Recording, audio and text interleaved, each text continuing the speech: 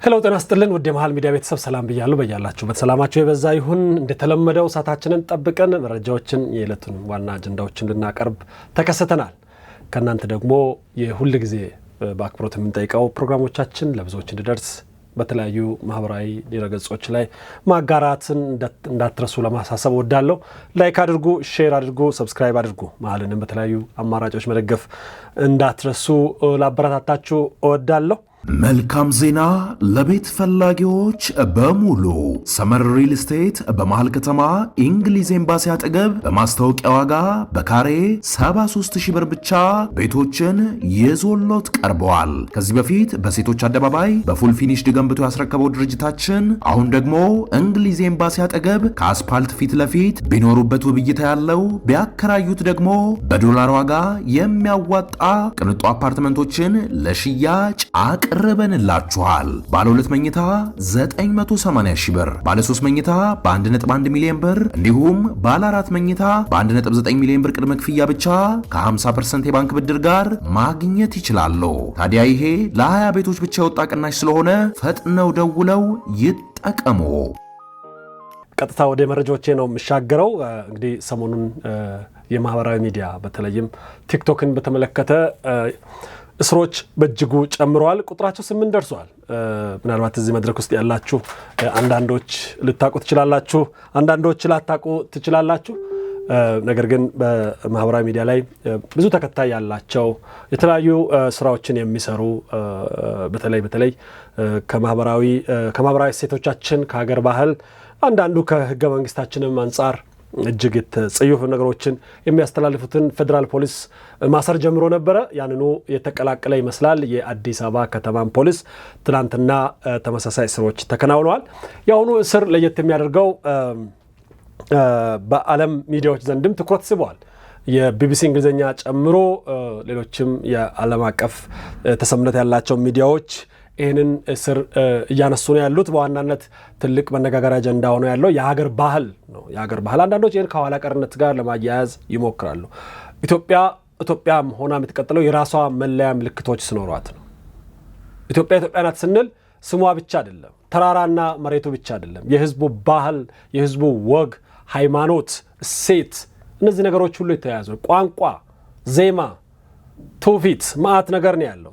ይሄንን ጠብቆ ማቆየት ግዴታ ነው። ሀገርን ልዩ የሚያደርገው እሱ ነው። ህንዶችን ከሩቅ አይተን በመልካቸው ብቻ ለምናቀው በአለባበሳቸውም ጭምር ነው የምናቀው፣ በምግባቸው ጭምር ነው የምናቀው። ኢትዮጵያዊ ቀለም ማስጠበቃል። ይሄ ደግሞ ለወጣቶች ነው። ለወጣቶች ማስተላለፍ ካልቻልን የከሰርን ትውልድ ነው የምንሆነው፣ የወደቅን ትውልድ ነው የምንሆነውና እስሩ ተገቢ ነው ብዬ አምናለሁ። ለዚህም ልናደንቃቸው ይገባል። የመንግስት ተቋማት ኃላፊነት ተሰምቷቸው ብዙ ተከታይ ቢኖራቸውም ያን ሳይፈሩ እርምጃ መውሰድ መጀመራቸው። ትላንትና በነበረኝ ፕሮግራም ላይ አንስቼ ነበር። እስሩ ጊዜያዊ ነው። ትምህርት ሰጪ የማረምና የማነጽ ተግባር ነው። ችግሩን አይፈታው። ምናልባት ትንሽ የማስደንገጥ ከዚህ በኋላ የሚሰሩትን ስራ ሲሰሩ ደግሞ እንዲያስቡ ይሄ የሚሰራው ስራ ዝም ብሎ ገንዘብ ስለሚያስገኝ ፌም ስለሚያስገኝ ነው ወይስ ጉዳት ያመጣል? ብቻል የሚጠቅም ስራ መስራት ነው። ብቻል የሚያበረታታ የሚያንጽ ስራ መስራት ነው። ያን እንኳን ባይቻል የሚረብሽ የሚያውክ ወደኋላ የሚያስቀረን ለልጆቻችን መጥፎ አርአያ ሊሆን የሚችል ነገር እንዳይሰሩ ደግሞ እንዲያስቡ ያደርጋል። ከዛ በበለጠ ግን ጠንካራ ቅጣት ይተላለፋል ብዬ አላስብም። መተላለፍም አለበት ብዬ አላስብም። እነዚህ በጣም ወጣቶች ናቸው። ቲኔጀሮች ትንሽ ከፍ ያሉ ናቸው። 20ዎቹ መግቢያ አካባቢ ያሉ ናቸው። እነዚህን አስተምሮ መልቀቅ ተገቢ ነው ብዬ አምናለሁ። ከዛ የበለጠ ስራ ይጠበቅብናል። መንግስት እንደ መንግስት፣ ተቋማት እንደ ተቋም፣ ቤተሰብ እንደ ቤተሰብ፣ እኔም አንተም አንቺም ያንኑ ትላንትናም ከትላንት ወዲያም ስናነሳ ነበረ። ጥሩ በሚባል ደረጃ እንግዲህ የአዲስ አበባ ከተማ አስተዳደር በዚህ ሊደነቅ ልመሰገን ይገባል። ዛሬ በወይዘሮ ሊዲያ ግርማ የተመራ የውይይት ጊዜ ከቲክቶከሮች ጋር ተደርጓል። እኚህ የቢሮ ኃላፊ ናቸው። በዛሬ ነው ይህ ከአዲስ አበባ ጸጥታ ቢሮ ኃላፊው ጋር ቲክቶከሮቹ ውይይት ያደረጉት። የአዲስ አበባ ከተማ ሰላምና ጸጥታ አስተዳደር ቢሮ የከተማዋን ዘላቂ ሰላምና የህዝብ ስነ ምግባርን በማስጠበቅ ዙሪያ በዛሬው ዕለት ከማህበራዊ ሚዲያ ተጽዕኖ ፈጣሪዎች አንቂዎች ወይም ቲክቶከሮች ጋር ወሳኝ የውይይት መድረክ አካሂዷል። ይሄ ጥሩ ጅምር ነው። እነዚህ ወጣቶች ክሬቲቭ ናቸው። እነዚህ ወጣቶች ዘመናዊ ወጣቶች ናቸው። ዘመን ያመጣውን ማንኛውንም ነገር መጠቀም የሚችሉ ችለውም ደግሞ ገቢም መፍጠር የቻሉ በጎ ነገርም እያደረጉ ያሉ ናቸው። ብዙዎች ያን ያደርጋሉ። ያን ማድረግ ደግሞ ተስኗቸው እኔ ብዙዎቹ ባለማወቅ ይሄ ብቸኛው አማራጭ ስለሆነ እንደውም ኃላፊነትን መውሰድ ያለብን እኛ ይመስለኛል። ቁም ነገር የሚሰሩትን ካላየ የሚሳደቡትን ካየ እንደ ህዝብ እያበረታታህ ነው ማለት ነው። መንግስት ላይ የምንጥለው ኃላፊነት ቢኖርም በእነዚህ ወጣቶች ላይ የምንጥለው ኃላፊነት ቢኖርም በእኔም በእናንተም ላይ የምንጥለው ኃላፊነት ያስፈልጋል። ገበያው ባይፈልግ ኖሮ ያን ያቀርቡ ነበር ወይ? አንዳንዴ ከወዳጆቻችን ጋር እናወራለን። ቲክቶክ ነው ያበላሸን ወይስ መጀመሪያ መበላሸት ፈልገን የምንበላሽበት ቦታ አጥተን ነበረ የቆየ ነው? ቲክቶክ አጋለጠን ወይስ ቲክቶክ አበላሸን? እስቲ እንዴት ነው ቲክቶክ አበላሸን የምትሉ አንዳንድ አይ ቲክቶክ አጋለጠን የምትሉ ደግሞ ሁለት ጻፍ ውስጥ እኔ አንዳንዴ ቲክቶክ ያበላሸን አይመስለኝም፣ ያጋለጠን ይመስለኛል። አንዳንዴማ እድሉን አጥተን ነው። ወንዱ እንደ ሴት፣ ሴቱ እንደ ወንድ መሆን ቲክቶክ አይመስለኝም። ኦፍኮርስ ኮንትሪቢዩት መለየቱ እንደዚህ ባልተደረገ ጥናት ትክክል ባይሆንም ግን ደግሞ ለቀላል ለውይይት የሚያበቃ ነው ብዬ አምናለሁ። በእውነት ቲክቶክ ስለመጣ ነው በአንድ እንደዚህ ሆነ ነው? ዩቲዩብ ስለመጣ ነው በአንድ እንደዚህ ሆነ ነው? ያልነበረ ነገር የመጣ ነዳጅ ጨምሯል ማለት እንችላለን። ከዛ ውጪ ማንን ነው የምናየው? ማን ላይ ነው ኮሜንት የምናደርገው? ማን ላይ ፖለቲካ ላይ የምንቸገረው ችግር አንዱ ሰል ጽንፈኛው ግደለው ፍለጠው የከለ ነፃ አውጪ ስል ግር ተብሎ ገንዘቡም ላይኩም ሼር ባይዘው ያንዳንዱ አልጎሪዝም ገንዘብ ነው። ያንዳንዱ ማህበራዊ ሚዲያ ሞኔታይዝ ተደርጓል። መዝናኛውም ሞኔታይዝ ተደርጓል፣ ፖለቲካው ሞኔታይዝ ተደርጓል፣ ሃይማኖት ሞኔታይዝ ተደርጓል፣ ማህበራዊ ጉዳዮች ሞኔታይዝ ተደርጓል። እኔ ፌስቡክን በማይበት ጊዜ መክፈል እንኳን ባልችል ያን ኮንቴንት ለለጠፈ ሰው ወይም ለዛ ድርጅት እየከፈልኩ ነው። ቲክቶክ ላይ ስክሮል ሳረግ አንዳንድ ምስኪኖች አለን እዚህ ውስጥ የምትኖራለን። ቲክቶክ ላይ በቃ እየተዝናናን ነው፣ እየተዝናናን አይደለም፣ ገንዘብ እየሰራን ነው፣ ወጥረን እየሰራን ነው። አይከፈለንም እንጂ እየሰራን ነው። ባሪያ ንግድ ይበሉት። ዩቲዩብ ላይ ቁጭ ብለን ስናይ የማይጠቅመውንም የሚጠቅመውን ስናይ ትምህርት ከወሰድንበት እየተጠቀምን ነው፣ ካልወሰድንበት እያገለገልን ነው። ባይዘ ለማን ነው እየሰራን ያለ ነው? ተሳዳቢውን ነው እያየን ያለ ነው? ባለጌውን ነው እያየን ያለ ነው? የሃይማኖት ትምህርት ንጹህ ትምህርት ለማስተማር ሲመጣ እየታየ ነው? የስነ ልቦና ትምህርት የሚያስተምር እየታየ ነው? የጤና ትምህርት የሚያስተምር እየታየ ነው? ሰውነት መገንባት ማአት ነገር አለ አይደለ? የእጅ ሙያ የሚያስተምሩ በጎ ነገር ላይ አሉ። አንዳንድ የምታይ ማን ነው ቶሎ የሚታየው? ማን ነው ቶሎ ታዋቂ የሚሆነው? ማን ነው ቶሎ ገንዘብ የሚሰራው?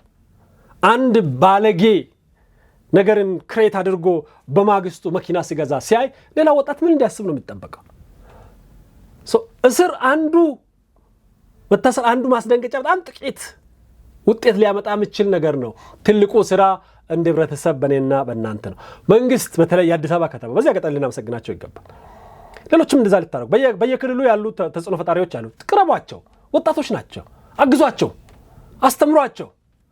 ከእስር በፊት እንደውም ቢቀድም መባል ያለበት እሱ ነው። አሁን ኦልሬዲ ከቁጥጥር ውጭ ስለሆነና በጣም አስደንጋጭ ነገር ላይ ስለመጣ ነው ተረባርበን ሁላችንም የጮህንባቸው እንድታሰሩም የተፈለገው።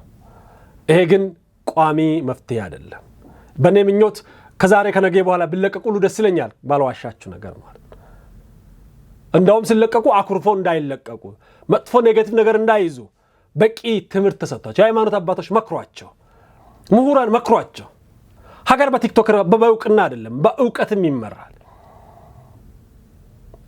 ሐኪሞች ምግብ በሚያጡበት ሁኔታ ላይ ሆነው ቲክቶከሮች ሀብት ላይ ማማ ሲሄዱ ያ ጋፕ መጥፎ ነው። ነገ ወጣት ሐኪም መሆንን እየጠላ ነው፣ ኢንጂነር መሆንን እየጠላ፣ ፓይለት መሆንን እየጠላ እንዳይመጣ እናር ሀገር በማወቅና በገንዘብ ብቻ አይደለም አንገታቸውን ደፍተው ሀገርን የሚሰፉ አሉ። እሱን ማስተማር ይቀበል።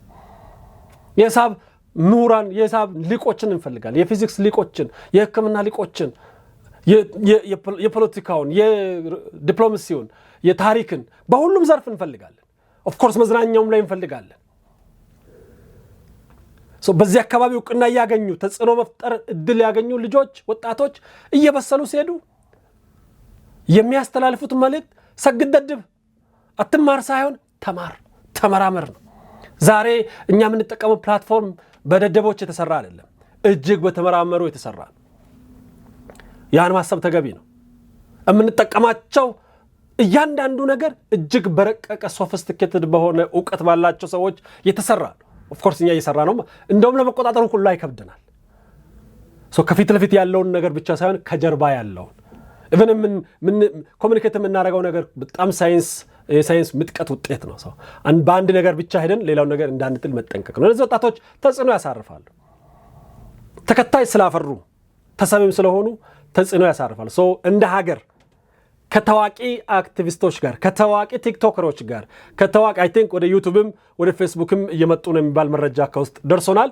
ቲክቶክ ላይ ብቻ አይደለም የሚያተኩረው፣ ፌስቡክ ላይ የሚጨማለቅ አሁን ሊያዝ ይችላል። ከነገ ከሆነ የምንሰማው ነው። እኛም መንደር ዩቲዩብ ላይም የምንረብሽ ካለ እኛም አይቀርልንም ማለት ነው። እሱ ጥሩ ነው። ዋናው መፍትሄ ግን አሁንም ዋናው መፍትሄ ማስተማር ነው። አንድም ይሁን 1 ሚሊዮን ተከታይ ያለው የሚሰማለት ቫይራል የሚወጣለት በጎ ነገር እንዲሆን ማድረግ ነው። እንደ ሰይፍ ነው። ሰይፍ ወንበዴ እጅ ሲገባ ሰው ይገላል፣ ነፍስ ያጠፋል። ሰይፍ የሚቆርጥ ሐኪም እጅ ሲገባ ያክማል፣ ያድናል። ከዚህ ስራ አንዱና የጥሩ ጅማሮ አድርጌ የወሰድኩት የቢሮ ኃላፊዋን የክብርት ወይዘሮ ሊዲያ ግርማን የዛሬ የውይይት መድረክ ነው። ሚዲያው የአራተኛ መንግስት ያህል ሀያል መሆኑን አንስተዋል። በተለይም በፖስት ትሩዝ በድህረ እውነት ዘመን የሚዲያን ኃይል አንስተዋል። አግባብነት የሌላቸው ጉዳዮችን በመተው ሀገርን በሚያቀና መልኩ በጋራ መስራት እንደሚገባም አሳስበዋል። ሊዲያ የብልጽግና ፓርቲ ኢትዮጵያዊነትን መሰረት አድርጎ የእኛነት ሳቤን በመያዝ ሁሉንም ብሔር በእኩልነት የሚይዝ መንግስት እየመራ መሆኑን ገልጸዋል። ትውልድን ከትውልድ የሚያሻገር የሀገር ግንባታ ላይ አብሮ መስራት አስፈላጊ መሆኑን አስምረዋል። የጸጥታ ስራ ከፍተኛ ለውጥ እንዳሳየና ህብረተሰቡም የሰላም ባለቤት እንዲሆን ሰፊ ስራ እየተሰራ እንደሆነ አንስተዋል። በመድረኩ ላይ የተሳተፉት የማህበራዊ ሚዲያ ተወካዮችም በበኩላቸው የሀገርና የዜግነት ግዴታቸውን ለመወጣት ዝግጁ መሆናቸውን ገልጸዋል። በትውልዱ አስተሳሰብ ላይ የተሻለ ንቃትና ለመፍጠርም እንደሚሰሩ ገልጸዋል። ይሄ አንዱ ከተነሳው ከመድረኩ በበጎነት የምንወስዳቸው ናቸው። የተሳሳተ አስተሳሰብ ላይ በሚደረጉ ዘመቻዎች ላይ ትኩረት ሰጥተው እንደሚሰሩም ቃል ገብተዋል። እንግዲህ የቢሮም ዋና ተልእኮዎች በምክትል ቢሮ ኃላፊና የሃይማኖትና ሰላም እሴት ግንባታ ዘርፍ ኃላፊ አቶ ብርሃኑ ረታ ሰፊ ውይይት ተደርጓል። እንግዲህ አዲስ አበባ ከተማ የሰላምና የጸጥታ ቢሮ ያደረገውን ነገር በእጅጉ ልናደንቅ እንወዳለን። እንግዲህ እንደዚህ መድረኮች የዘመቻ ብቻ ሳይሆን ተከታታይነት ባለው ሁኔታ መቅረብ አለበት ብዬ አምናለሁ። እንደው ትንሽ አስተያየት ለመስጠት ያክል እነዚህን ወጣቶች የብልጽግና ፓርቲ አባል እንደሆኑ አትምከሯቸው። አሁን የወይዘሮ ሊዲያ ጥሩ ነው፣ የብልጽግና ተወካይ ናቸው። ብልጽግና ቢወዱም ባይወዱም ብቻ ሀገር እንዲወዱ አድርጓቸው። የኢዜማ ደጋፊ መሆን መብት አላቸው። ፖለቲካ ውስጥ አለመግባት መብት አላቸው። ኦፍኮርስ ከፖለቲካ መሸሽ ይቻላል አላቅም። እኔ አንዱ ማልቀበለው ሰው ከፖለቲካ መሸሽ ይችላል ብዬ አላምንም። ከፖለቲካ ቢሸሽም የፖለቲካ ወሳኞችን ውሳኔ ይቀበላል። ፖለቲከኛ ባዘዘው ሕግ መሰረት ይገዛል። ፖለቲከኛ ባወጣው ፖሊሲ መሰረት ይታከማል፣ ይማራል። ከፖለቲካ አይሸሽም። እንደዛም ሆኖ ፖለቲከኛ ጋር ጥሩ ነገር ስለሌለ መሸሽ ለሚፈልጉ መፈቀድ አለባቸው። ነገር ግን በዋናነት ሀገርና ሕገ መንግስት ይሄ የጋራ ቤታችን ነው። እሱ ላይ በቂ ግንዛቤ ሊሰጥ ይገባል። የሀገር ብሔራዊ ጥቅም ላይ ግንዛቤ ሊሰጥ ይገባል። እነዚህ ልጆች የሚያደርጉትን ነገር ሁሉ ማድረግ የሚችሉት ሰርተውም ታውቆም መክበር የሚችሉት ሀገር ስትኖር፣ ህዝብ ሲኖር ነው።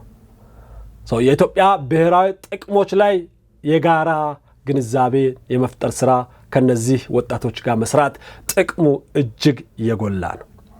ጥቅሙ እጅግ ከፍ ያለ ነው። ይሄ ይደረጋል ብዬ ተስፋ አደርጋለሁ። የሃይማኖት አባቶችም እንድትከተሉ እንግዲህ አንዱ ልመናችን እሱ ነው።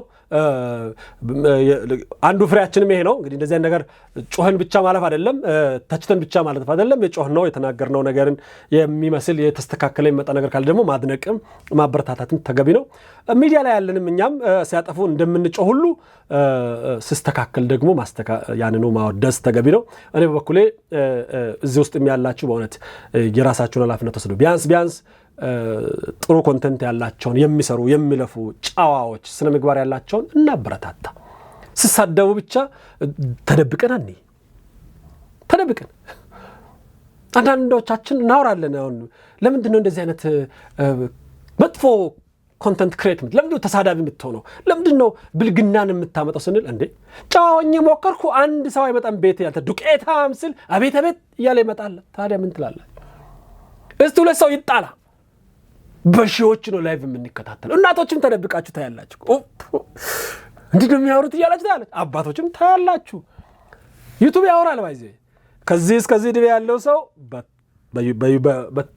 በስልክ አይተዋል፣ በቴሌቪዥን አይተዋል፣ በላፕቶፕ አይተዋል። ሳይዋሽ ነው የምናገር። ሰው እኛም የምንዘራውን የምናበረታታውን እንየው። ዛሬ እያየን ከሆነ እየዘራን ነው። እነዛ ልጆች ብቻ አይደለም እያበረታተን ዘር ነው እየዘራን ያለ ነው። ያን የሚከታተል ቲኔጀሮች በሙሉ ሺዎች እንደሱ መሆኑን ነው የሚፈልጉት። አዶናይን በብልግናው ስናበረታታ ሚሊዮን አዶናዮችን ነው የምናጥረው። እሱን ብናቃናሳ ሚሊዮን የተቃኑትን ነው የምናመጣው። ጥፋት ሲጠፋ ድንጋይ መወርወሩ በወጣቶች ላይ ብዙ ውጤት ያመጣል ብዬ አላምንም።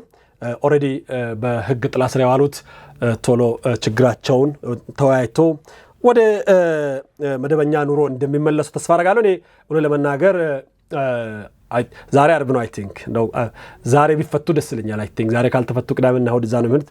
ዛሬ ወደ ማታ አካባቢ ብንሰማ ሁሉ ደስ ይለኛል። ካልሆነም ሰኞ ማክሰኞ እነዚህ ወጣቶች ተፈተው የሚዲያውም ስፕሪት ቢስተካከል ጥሩ ነው ብዬ አምናለሁ። ይሄ እንደሚደረግ ተስፋ አደርጋለሁ። እኛም የበኩላችን ነው ወጣ እኔ አንዱ የበኩልን እየተወጣው ነው ብዬ አምናለሁ። እናንተም እንደዛ እንደምታደርጉ ተስፋ አደርጋለሁ። ጊፍት ሪል ስቴት በመንደር 1 በመንደር 2 እንዲሁም በመንደር 3 ደረጃቸውን የጠበቁ መንደሮችን ገንብተን ለደንበኞቻችን ማስረከባችን ይታወቃል። አሁን ላይ ደግሞ በመሃል ለገሃር አራተኛውን የመኖሪያ መንደር በ10% ቅድመ ክፍያ ብቻ ቀሪውን በግንባታው መሰረት ቀስ እያሉ የሚከፍሉት እንዲሁም 60/40 የባንክ ብድር ጋር ይዘንልዎ መተናል። በተጨማሪም ከ18 ካሬ ጀምሮ የንግድ ቦታዎችን እንዲሁም በ22 በሲኤምሲ በመርካቶ ተጨማሪ ሳይቶችን በ5% ቅድመ ክፍያ ብቻ ይዘንልዎ መተናል። ለበለጠ መረጃና ለሳይት ጉብኝት በ0936 34 55 36 ይደውሉ። ወደ ሌላኛው መረጃ ልሻገር። ዓለም አቀፍ የገንዘብ ተቋም IMF ለኢትዮጵያ የ261 ሚሊዮን ዶላር ብድር ለመልቀቅ ተስማምተዋል። የገንዘብ ተቋሙ እና የኢትዮጵያ አመራሮች የ4 ዓመቱን የ3.4 ቢሊዮን ዶላር የተራዘመ የብድር ማዕቀፍ በተመለከተ አራተኛ ግምገማ አድርገው ስምምነት ላይ ደርሰዋል። በጣም ግሩም ዜና ነው ለኢትዮጵያ። በአመራሮች ደረጃ የተደረሰው ስምምነት እሱን ስምምነት ተከትሎ ነው እንግዲህ ከተቋሙ የ261 ሚሊዮን ዶላር ብድር ይለቀቃል ተብሎ የሚጠበቀው። በሐምሌ ወር 2016 ስምምነቱ ከተጀመረ በኋላ ጥሩ የማክሮ ኢኮኖሚ ውጤት እየታየ ነው ያለው ተቋሙ ከፈረንጆቹ 2024 አጋማሽ ጀምሮ በወርቅ ኤሌክትሪክ እና ግብርና ምርቶች የታገዘ ፈጣን እድገት መመዝገቡንም አንስቷል። ይህንን ያነሳው IMF ነው። IMF የዋጋ ንረትም ቀንሷል ብለዋል። የመንግስት ገቢ ጨምሯል ብለዋል። ለውጭ የሚቀርበው ምርት አድጓል ብለዋል። ብልጽግና አይደለም ያለው IMF ነው። ጠንካራ የገንዘብ ፖሊሲ የዋጋ መረጋጋትን ለማምጣትም ቁልፍ ነው ብለዋል ተቋሙ። የገንዘብ ተቋሙ የውጭ ምንዛሬ ገበያው ላይ ውድድርና አገልግሎት የማሻሻል ስራዎች ትንሽ ቀሪ ነገር አለ ብለዋል። ምን እንደሚቀር በዝርዝር አላየንም። የገንዘብ ተቋሙ የ261 ሚሊዮን ዶላር ብድር የሚለቀው የተቋሙ ቦርድ ሲያጸድቅ ሲሆን ብድሩ በቦርዱ ጸድቆ ሲለቀቅ በዚህ የብድር ማዕቀፍ ስር ኢትዮጵያ እስካሁን የተሰጣት ብድርም 2.134 ቢሊዮን ዶላር ያደርሰዋል። ይህ ትልቅ ስኬት ነው። አንዳንዶች ብልጽግናን ቢያወራ ውሸት ነው ትላላችሁ። ሌላኛው የግሽበት ቀንሷል ሲባል ዋጋ ቀንሷል ብሎ የሚረዱ አሉ። እኔ አንዳንድ ብዙዎች የፋይናንስ እውቀት የሌላቸው ሰዎች እንደዛ ቢረዱ ችግር የለብን። ግሽበት ቀንሷል ማለት ነዳጅ ቀንሷል ማለት አይደለም። ቤተሰብ ነዳጅ እየጨመረ የሄደበትን ፍጥነት ቀንሷል ነው። ዋጋ ግሽበት ቀንሷል ሲባል በአካውንቲንግ በፋይናንስ ተርም እድገቱ የሚሄድበትን ቀንሷል እንጂ ወደ ኋላ ብዙ ጊዜ ላይ መጣ ይችላል። ግሽበት ተፈጥሯዊ ነው።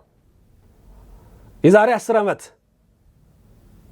የምትገዙትን እቃ በዛ ዋጋ ዛሬ አትገዙም። የፈለገ የተጠናከረ ኢኮኖሚ የትም ዓለም ላይ ማለት ነው። እንደዛ ሊሆን የሚችለው ኤርትራ ላይ ብቻ ነው። ለምን? እድገት ከሌለ ማለት ነው። ኤርትራ ከሆነ የዛሬ 30 ዓመት እቃ ዛሬም ትገዛለች። ለምን? እቃም የለም ገንዘብም የለም። እድገት ካለ እንቅስቃሴ ካለ ኢንፍሌሽን ተፈጥሯዊ ነው። ልክ ሰው እንደሚያድግ ኢኮኖሚም ካደገ ፍላጎትም አብሮ ያድጋል፣ አቅርቦትም ያድጋል፣ ግን ፍላጎት እኩል ላይሆን ይችላል። ቀንሷል የሚባለው ብዙ ጊዜ ይሄን ሆን ብለው አንዳንድ ፖለቲከኞች ሲያዛቡ ያለው መንግስት ቀንሷል ሲል መንግስት ለመተቸት ተጠቀማል። ቀንሷል የሚለው የዛሬ የሽንኩርት ዋጋ ቀንሷል አይደለም። ሽንኩርት ላለፈው 12 ወር በየወሩ 10% እያደገ ከሆነ አሁን 5% እያደገ ነው። ምናልባት ከዚህ በፊት በወር በኪሎ 10 ብር እየጨመረ መጥቶ ከሆነ አሁን 5 ብር እየጨመረ መጥቷል ማለት ነው። ኢንፍሌሽኑ ነው ቀንሷል ይታል። ለምሳሌ እንድታርገ እንደማስረዳ አላውቅም። ከዚህ ወደ አዋሳ እየሄድኩ የሚሄደው በ50 በመቶ ፐር አወር ከሆነ በመቶ ኪሎ ሜትር ፐር አወር ከሆነ 80 ኪሎ ሜትር ፐር አወር ከሄድኩኝ ፍጥነት ቀንሻለሁ። ግን ፍጥነት አለ፣ ፍጥነቱ አለ፣ መሄዱ አለ፣ ማደጉ አለ። ግን የሚያድግበትን ፍጥነት ቀንሷል ነው። ይሄንን እንግዲህ ዛሬ ልብ ብላችሁ ስለምትሰሙ ብዬ ነው ይሄን የተናገረው። ብልጽግና ሳይሆን የዓለም የገንዘብ ድርጅት ነው። እነዚህ ነገሮች ዝም ተብሎ የሚሰጡ አይደሉም። የተለያዩ መለኪያዎችን ለክተው ነው የሚሰጡት። ቀላል ገንዘብም አይደለም። እንደ ኢትዮጵያ ላለ በከፍተኛ የፋይናንስ ቀውስ ላለፈ ሀገር እንደዚህ አይነት ገንዘቦች ቀላል ስራ አይሰራባቸውም። ኢትዮጵያና ቻይናም በግብርና ምርት ማቀነባበሪያ ባዮቴክኖሎጂ ዘርፍ ላይ በትብብር ለመስራት የሚያስችል ስምምነትና ውይይት ዛሬ አድርገዋል። በቻይና ብሔራዊ የንግድ ምክር ቤት ምክትል ፕሬዚደንት ዢንግ ሚን የተመራው ልዑክ ነው ከኢትዮጵያው ግብርና ሚኒስትር ኃላፊዎች ጋር ተገናኝተው በዘርፉ ያለውን እድሎችንም ኢንቨስትመንትንም በማጠናከር ዙሪያ የተወያዩት። እነዚህ ነገሮች የሀገራችንን የስራ እድል ፈጠራ ኢኮኖሚውን በእጅጉ ይቀይራል ተብሎ የሚጠበቅ ነው። ቤተሰብ የኤርትራው መንግስት ወደ ሳውዲ አረቢያ መጓዙ ይታወቃል። ስንተኛ ቀን ያዘው? ወስደዋል ነው፣ ሄደዋል አይባልም። የኤርትራ መንግስት ሄደዋል አይባልም፣ አምጥቻለሁ ነው የሚባለው። ልክ ህፃንን ትምህርት ቤት ሄደዋል አይባልም፣ አደረስኩት ነው የምትለው። ከዛስ አመጣሁት አደረስኩት ነው የምትለው። ኢሳያስን በፊት ኢትዮጵያ ሲመጣ ሄደን ነው የምናመጣው።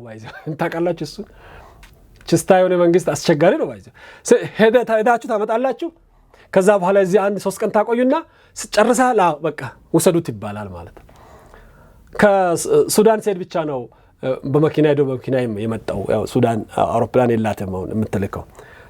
ግብፅም ሲሄድ ግብፅ መታ ወሰደችው፣ 5 ቀን አቆየች፣ መልሳ እዛው አስመራ ጣለችው ማለት ነው። አሁን ሳውዲ አረቢያ ወስዳለች። መቼ ነው የምትመልሰው? ተመልሰዋል ወይስ እዛው ነው ያለው? ይሱ ወደ ፎም ያለው ሱዳን እንደው ወደ ፎም ከመለሰ ሱዳን የሱዳኑ አልቡራን ኢትዮጵያን መታለው ያለ ነው አሉ። ሰምታችኋል? እሱን ያረሰፍን ወታደሮች በድንበር አካባቢ ኢትዮጵያ እያሰለጠነች ነው የሚል የፈረንጅ ሚዲያ ብዙ ለፍልፏል። በ10 ሺዎች የሚቆጠር የሱዳን ታጣቂ እየሰለጠነ ነው የሚባለው። አረሰፍን ሊሆን ይችላል፣ ባይዘው ሊሆን ይችላል። የብሔራዊ ኢንትረስት ነው፣ ልናስታጥቅ ልንል እንችላለን። በእርግጠኝነት ግን የምነግራችሁ አልቡራን አይደለም ሊመታን አይደለም ሊዋጋን ወደኛ ዞሮ ካስነጠሰ በማግስቱ ሟች ነው። ባይዘይ በምስራቅ አፍሪካ ቀንድ ውጊያ የማይችሉ በቅባቆች ሱዳኖች ናቸው ይባላል። አላቀም ከይቅርታ የሱዳን አማርኛ የምትችሉ ካላችሁ አፉ በሉኝ። እንደው የአማራ ገበሬ ነው የሚቀጠቅጣቸው። ታውቃላችሁ? እነሱ ፕሮፌሽናል እንትን ወደ መተማ አካባቢ ገበሬ ነው አሉ የሚገርፋቸው አሉ። ከነ ታንክ መጥተው በወንጭፍ ነው የሚሄዱት አሉ። እና ዝም ብሎ ለማለት ያክል ኢሳያስን ለማስደሰት ለዚህ ይችላል። መቼም ራስን በራስ የማጥፋት ስራ ውስጥ ይገባል ብዬ አላምንም። አልቡራን በማግስቱ ሟች ነው፣ በማግስቱ ሟች ነው። ኢትዮጵያን የነካቀር እሱ ወደዛ አልመለስም። ኢሳያስን ለማስደሰት የሚካሄድ ነው።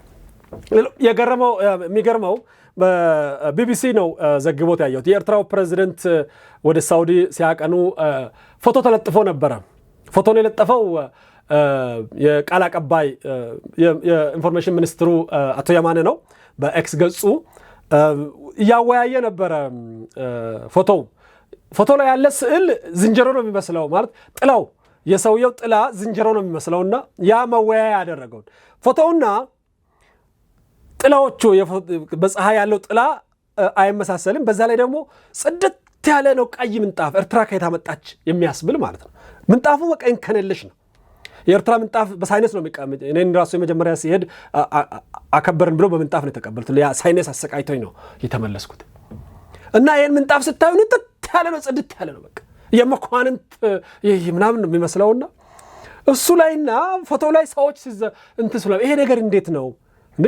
ሰውየው ነጥላው ለምንድን ነው እንደዚህ የተለያየው? ሰውየው ሰው ይመስላል፣ ከወገብ በታች ዝንጀሮ የሚመስለው ለምንድን ነው የሚል ከፍተኛ መወያያ አጀንዳ ሆኖ ነበር። ቢቢሲ ይሄንን በቢቢሲ አማርኛ አጣራሁኝ አለ።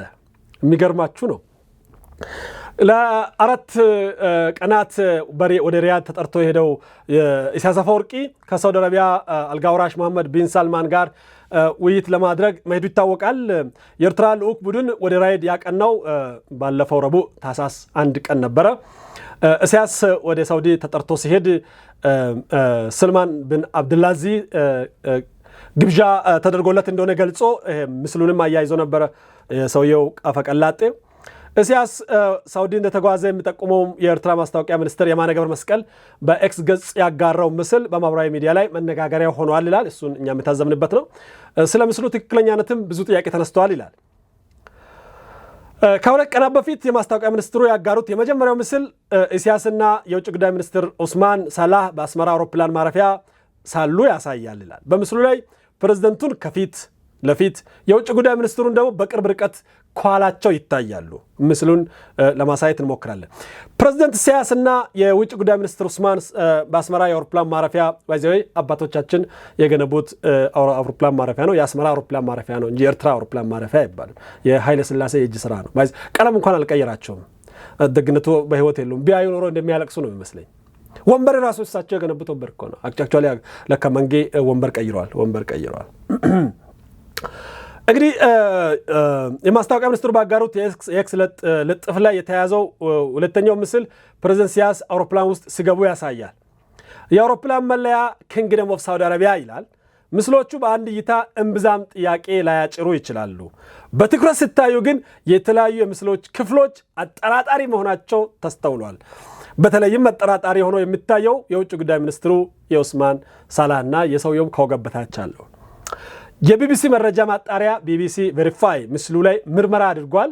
የውጭ ጉዳይ ሚኒስትር ምስሉ ላይ ከወገባቸው በታች ያለው ጥላ ተፈጥሯዊ እንዳልሆነ አረጋግጫለሁ ብለዋል። ማፈሪያዎች፣ አይ ማፈሪያዎች! ቢቢሲ ፈትሾ ነው ያጣራው። አንደኛው ምስሉ ላይ እንድታዩ እንሞክራለን። ምስሉ ላይ የሚታየው ጥላ ከሰውነታቸው ተፈጥሯዊ አቋም ጋር አይመጣጠንም። እንደነገርኳችሁ ሰውና ዝንጀሮ ነው የሚመስለው። ሁለተኛ በውጭ ጉዳይ ሚኒስትሩና በፕሬዝደንቱ መካከል ያለው ጥላ አይታይም። ሶስተኛ በፕሬዝደንቱ እግሮች መካከል የሚታየው ጥላ ተፈጥሯዊ አይደለም። ፕሬዝደንቱና ሚኒስትሩ ትከሻ የሚገናኝበት ቦታ ላይ ቀይ መስመር ይታያል። ቀይ ምንጣፉ ላይ ያረፈው ጥላም ተፈጥሯዊ ባልሆነ መንገድ ደብዝዟል። የሚኒስትሩ ጫማ ደብዛዛ ያለ ሆኖ ይታያል። የሚኒስትሩ ትከሻና ጭንቅላት ምስሉ የተቆረጠ ወይም ከሌላ ምስል የተወሰደ ነው። አንደኛ ለዚህ ሁሉ ትኩረት ተሳባ ባይዘው ሽክ ብለው ሄዱ። እንደ ከካይታ መጡ እነዚህ ሰዎች ልብስ። የመጀመሪያው ጥያቄ እንዴት ጀመረ? ሸበጡን ትተው ነው። ከዛ እኔ አስታውሳለሁ አይ ታዘዋል። እንደባለፈው ወደ አልቡርሃን እንዴት በሸበጥ እንዳትመጣ፣ ምክንያቱም ንጉስ ነው፣ ንጉሳውያን ናቸው። ያኛው ጠቅላይ ሚኒስትር ወታደር ነው። ፕሮቶኮል ቀነስ አድርገህ መሄድ ትችላለህ። በሸበጥ እንዳትመጣ ሱፍ ለብሰና ከሌለም እንልካለን ብለዋል። አክቹዋሊ ሱፍ አለ በበቂ ሁኔታ ከትግራይ የተዘረፈ ብዙ ሱፍ እንዳለ እናውቃለን። እዚህም የመጣ ጊዜ አብይ እጅግ በዛ ያለ ሱፍ ነው የሰጠው። ነዛር ቃይሮ መልበስ ይችላል። እሱ አንዱ ለጥርጣሬ ምክንያት ነው። ሁለተኛው ቀይ ምንጣፍ ጽድት ያለ መሆኑ ነው። ምስሉ ላይ አንዳች አርታኦት መደረጉን በዋናኝነት የሚጠቁመው የውጭ ጉዳይ ሚኒስትሩ ምስል ላይ የሚታየው ጥላ አቅጣጫውና የቀይ ምንጣፍ ላይ የሚታይበት ቦታ ከሰውነታቸው ተፈጥሯዊ አቋም ጋር የተመጣጠነ አለመሆኑ ነው። የሰዎች ወይም የቁሳቁስ ምስል ላይ ብርሃን ሲያርፍ የሚፈጠረው ጥላ ከሰዎች ወይም ከቁሳቁስ አቀማመጥ ጋር የሚጣጣም መሆን ነው ያለበት። እኔ ፀሐይ በዚህ በኩል ከሆነ የኔ ምስል ነው ከዚህ በኩል እንጂ የጦጣ ምስል አታዩ። እነዚህ ቀሽም ኤዲተሮች ማለት ለመሆኑ ለምንድን ነው ኤዲት ማድረግ የሚያስፈልገው? ግፋ ብል እኛ ብንቦጭቃችሁ ነው። የተሰነጠቀ አየር መንገድ አይተን ብንቦስ ኤዲት እንዴት የመንግስታችሁን ፎቶ ስትለጥፉ ኤዲት ፎቶሾፕ ትሰራላችሁ? እንዴት በእናንተ በሚኒስትር ደረጃ ፎቶሾፕ ይሰራል? ደግሞ ልፋታቸው እንዴት እንደለፉ ስታዩ በሌለ ኢንተርኔት እንዴ ሰውየው ከመጓዙ ከወር በፊት ኤዲት አድርጋችሁ ጨረሳችሁት? ይሄን ኤዲት ለማድረግ ሁነኛ ኤዲተር 1 ሳምንት ይፈጃል ተባለው።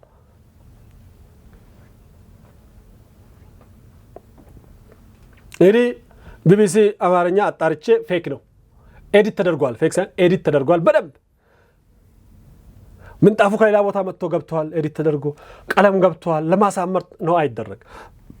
ለመጀመሪያ ጊዜ የተደረገ ነው። እንግዲህ የሰው አውሮፕላን እየተጠቀሙ ይሄን ያህል ኤዲት ማድረግ ተገቢ ነው ብዬ አላምንም።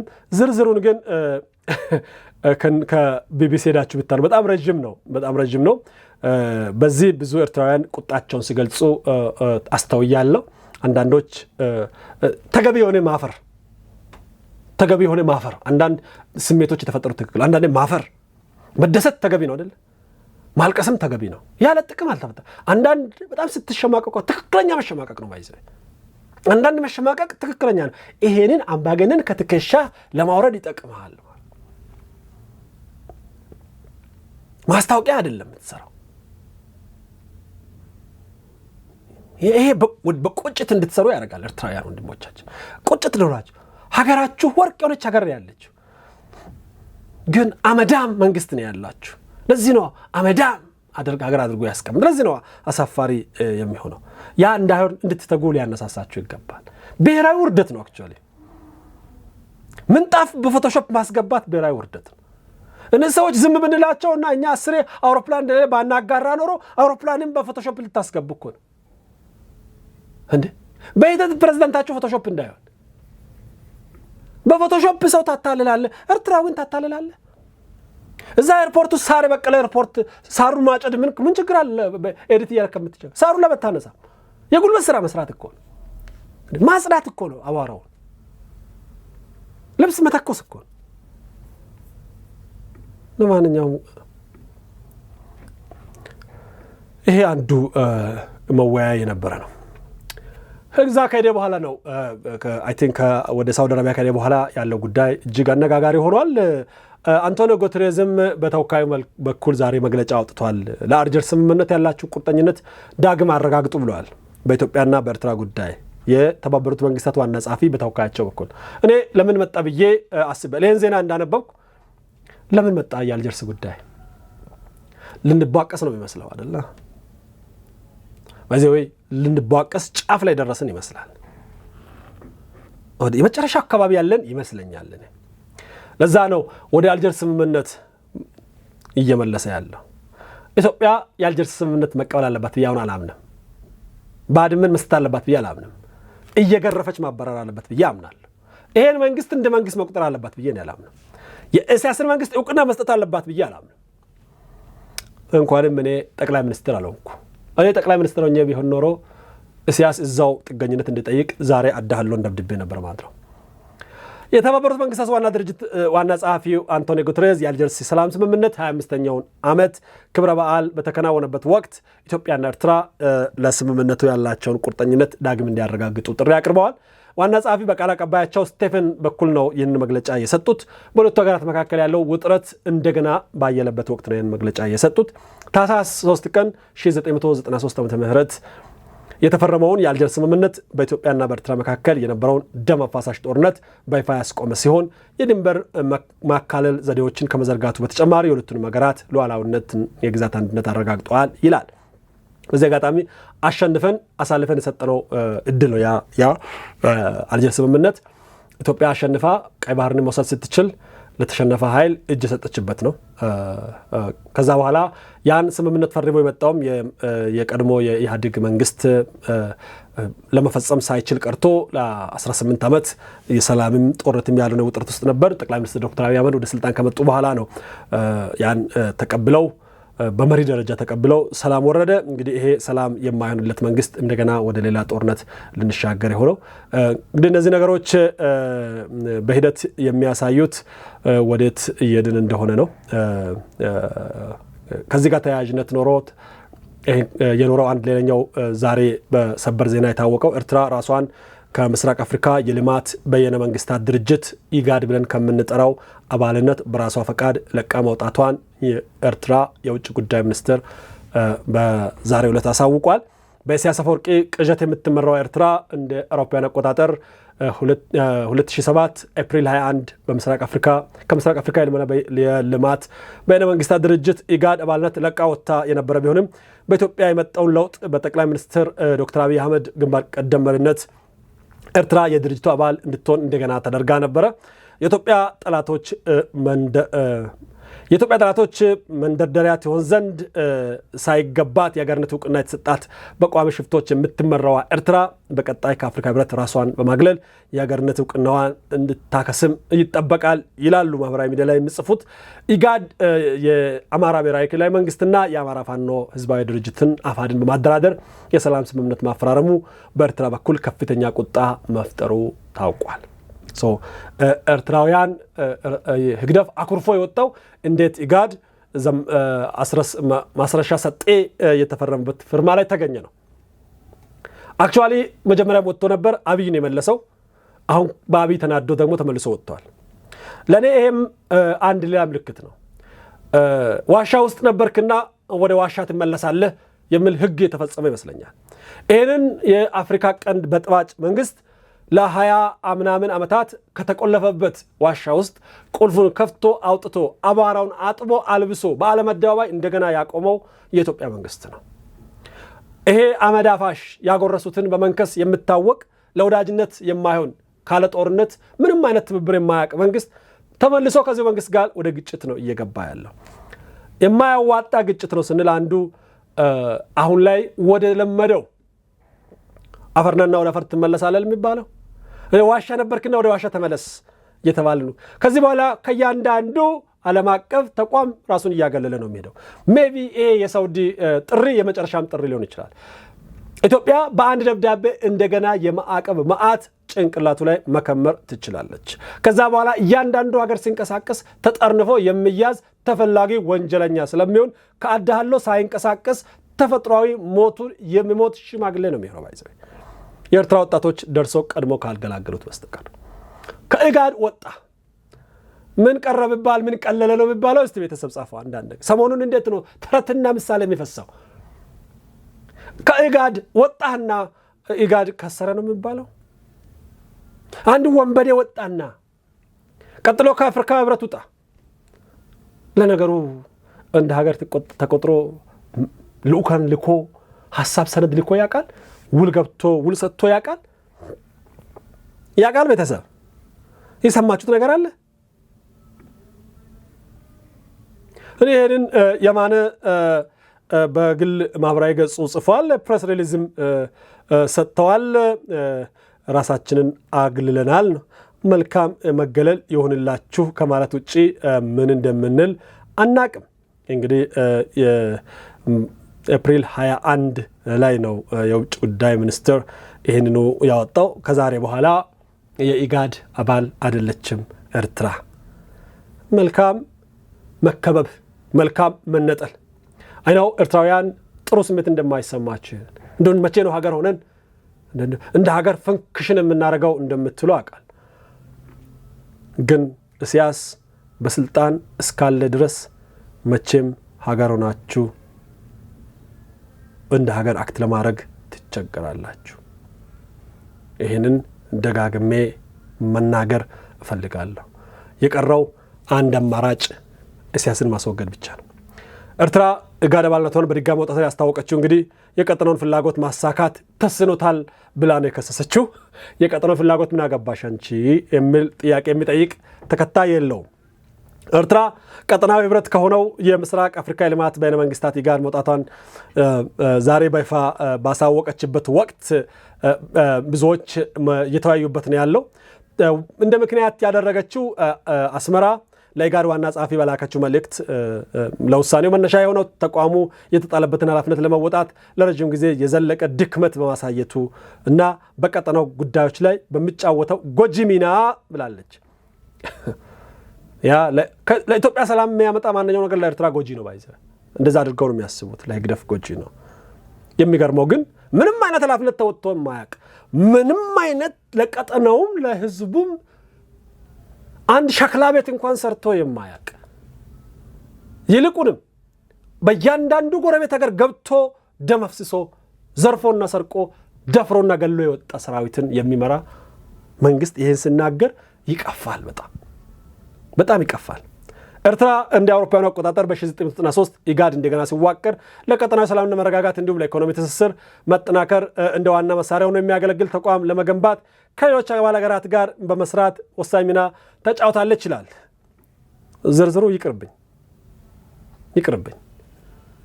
እንደ ሀገር እውቅና የሰጠበት እኔ ባይዘ ለኤርትራ ሀገር እውቅና መስጠት አቁሜያለሁ። እንደ ሀገር ቢሄቭ እስክታደርግ ድረስ ማለት ነው። የተጠለፈች ሀገር ናት ኤርትራ። ሃይጃክ የተደረገች ሀገር ናት። መንግስትነትን ወንበዴዎች የጠለፉ ላለፉት 30 ዓመታት የተጠለፈች ሀገር፣ የታገተች ሀገር፣ አንድ ግለሰብ እንደወደደ የሚያደርግ ፓርላማ የሌለበት፣ ህገ መንግስት የሌለበት፣ ፖሊስ የሌለበት፣ ፍርድ ቤት የሌለበት፣ ሃይማኖት የማይፈቀድበት፣ ዳኛ የሌለበት፣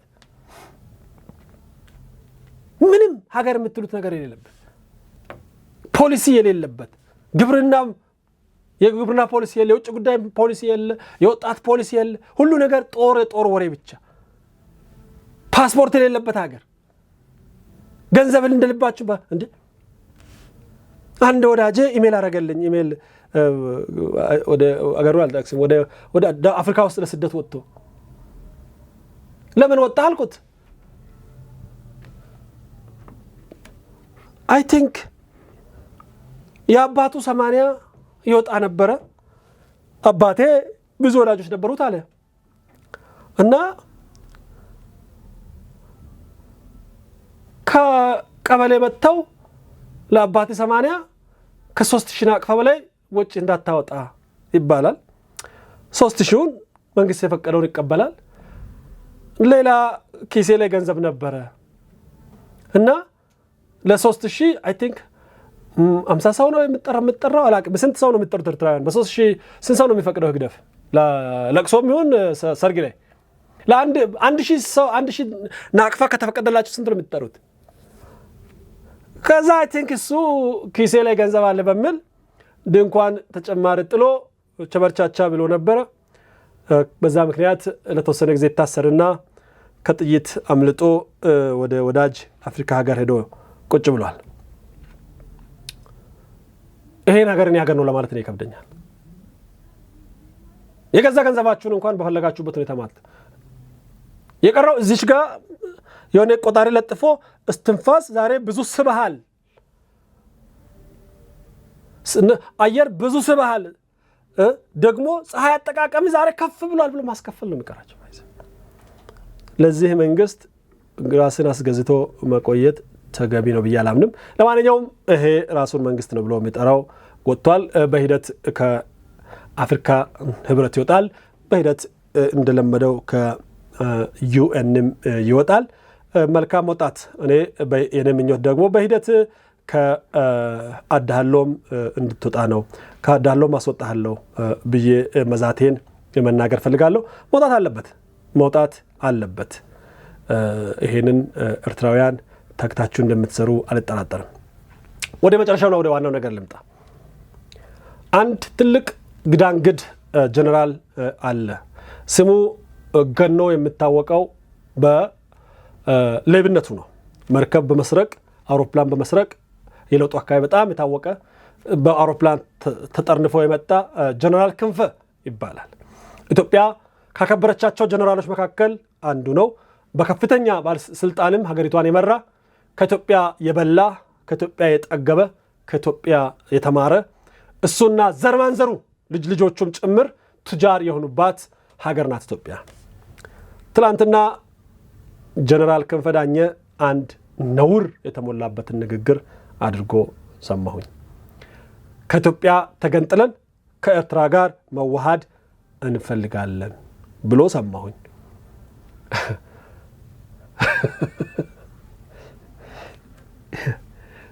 ኤርትራን አይቶ አያውቅም ወይ ነው ያልኩት። ኤርትራውያን ናቸው ወገባቸውን ይዘው ይሳቁት። ድንቄም ወደ ኤርትራ ሄዳለች። እኔ መንግስት ቢሆን ዛሬ ሌሊት ሂድ ነበር የሚለው ይሄ ሰውዬ። ሂድ ኤርትራ ጋር ሰው እንዴት ወደ ሲኦል ይሄዳል? መጀመሪያ አሳፋሪው ነገር አንተ እከክህን አራግፈህ እናትህን ትከዳለህ። ጀነራል ሆነ እናትህን ትከዳለህ። ስለ መገንጠል ታወራለህ። ነውር የለም እናንተ። በምህረት ተፈታ ነው ባይዘው ለተወሰኑ ዓመታት አዲስ አበባ ታስሮ ነበር። የሜቴክ ኃላፊ፣ የዘራፊ ሌባ፣ ሌብነቱን ተሸክመን ዝርፊያውን ተሸክመን ስልጣን ሰጠ። እንደ ሀገር ብትበድል እንኳን ዝም ነው የሚባለው እንጂ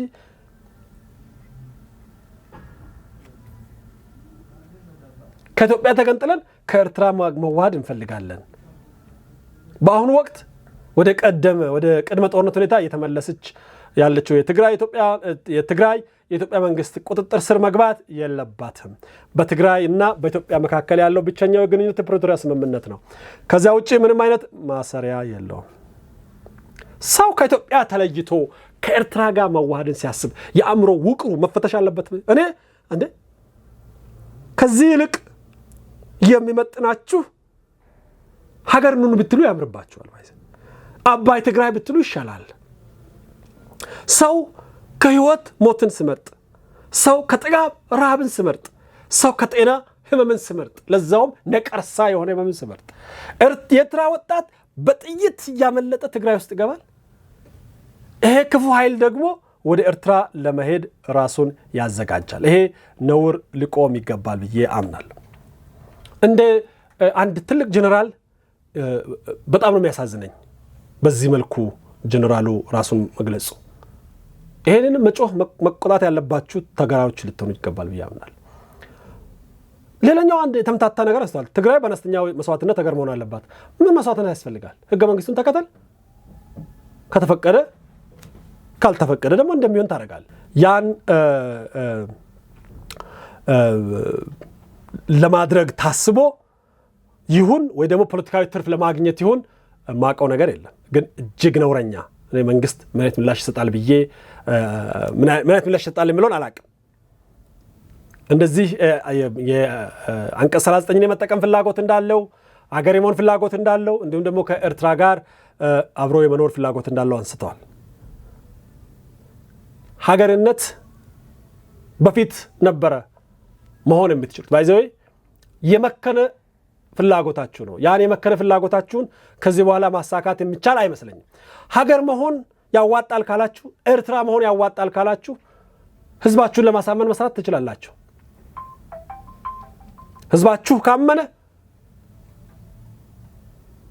ህገ መንግስቱ እስካልተቀየረ ድረስ የማሳካት የመሞከር እድል ኖራችሁ ይችላል። የተኛው ትግራይ ድንበሩ የተኛው ነው፣ ፍላጎቱ የተኛው ነው የሚለው ሌላ ሆኖ ማለት ነው። እንደ አንድ የኢትዮጵያ ጀነራል የቀድሞ ጀነራል ግን የትም ዓለም ላይ ተደምጦ ስለመታወቁ እርግጠኛ አይደለሁም። የትም ዓለም ላይ ባይዘው ሀገርን ማገልገል በውትድርና ለዛውም ባለማዕረግ በጀነራል ማዕረግ ሀገርን ማገልገል እድሜ ልክ ሀገር እንድትወድድ ሊያደርግ የሚገባ ነው። አንዳንድ ሰዎች ምን አይነት የልቦና ውቅር እንዳላቸው አላውቅም። በውትድርና ሀገርን ካገለገልክ፣ በውትድርና ብቻ ሳይሆን በከፍተኛ ማዕረግ ጀነራል ካልተባልክ በኋላ የሀገሪቱን ትልቅ ተቋም ከመራ በኋላ ያንተን አንድ መንደር ወደማያክል ምንም አይነት መንግስታዊ ሽታ ወደ ሌላው ሀገር ለመሄድ ማሰብ በእውነት ይሄ በሽተኛነት ነው። ጀነራል ክንፈ ዘመዶች አሉት፣ ልጆች፣ ምስትና አማቾች ይኖራሉ ብዬ አስባለሁ። ይሄን ሰው አስመርምሩት። ብዙ ጊዜ ከእስር ቤት ሰዎች ሲወጡ በሰው ሀገር ላይ ምርመራ ይደረጋል፣ ድጋፍ ይደረጋል። እኛ ሀገር ላይ አልተለመደም። አንዳንዱን ወደ ስልጣን እናመጣለን፣ አንዳንዱን ወደ ሚዲያ እናመጣለን።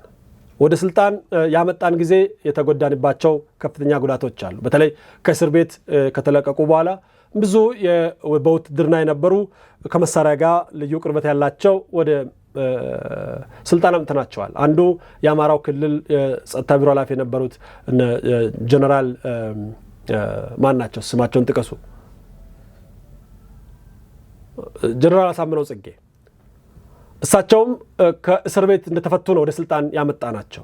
ውድ ዋጋን የከፈል ነው።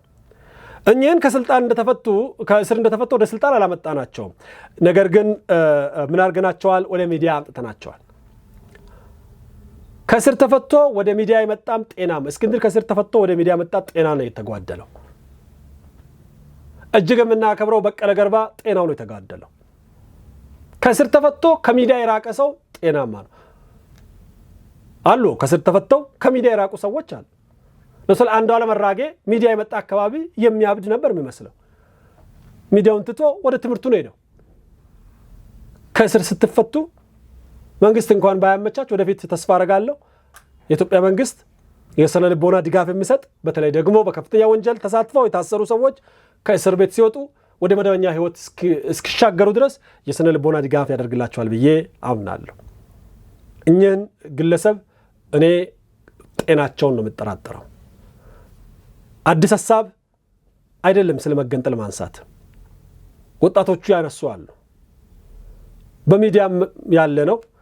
በኢትዮጵያ ውስጥ ወንጀል አይደለም። አሁን ላይ ወንጀል እንደሆነ ነው የምመኘው። ፓርቲ ተቋቁሟል። የነጻነት ትግራይን ነጻ ሀገር የማድረግ እንቅስቃሴ ፍላጎት ያላቸው ተቋቁሟል። በመንግስት ሚዲያም ጭምር ይወራል እሱ ነገር። ለመጀመሪያ ጊዜ ግን የሰማሁትና ነውሩ ጥግ ድረስ የከፋብኝ የዚህ ከኤርትራ ጋር የመጠቃለል ጉዳይ ነው። እኔ መንግስት ብሆን ኖሮ ዛሬ ነበረ ለዚህ ኃይል ትግራይን ሳይሆን እሱን ወደ ኤርትራ እንዲሄድ ምፈቅድለት። ከተመቸህ ሄድላት።